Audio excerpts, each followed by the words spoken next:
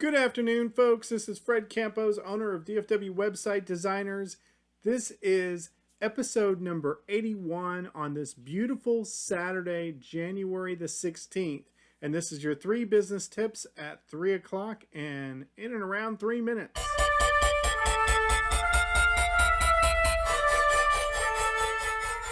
So, as a web designer, I have, over the last 4 years, been interacting with about 317 different small businesses, pretty closely working with the business owners. And they don't ask my opinion, but I have an observation I have made about these businesses. You know the ones that are the most successful in selling products or services? It comes down to one word, and it's what we're going to talk about today: niche. My points today, I want to talk about niche marketing. I want to talk about niche focus, and I want to talk about niche highlights. Okay? Niche marketing. As an observer, as a web designer watching all of these businesses, let's say they have an e-commerce business. Who do you think is the most successful? Those that are selling all kinds of clothing or those that are selling masks? What about a consultant? A consultant that pretty much can solve all of your business needs, or those that can really help you with your bottom line? My point is, and it's an obvious point, business point number 1, business tip number 1, go niche. Be the very best of a particular market and don't try to be the best at all of the markets. Now, that's my advice to you from what I see. It's something that I too am working very hard on here in 2021, but there seems to be a little bit more success from the businesses that are niche. The second thing we're going to talk about is niche focus. Focus.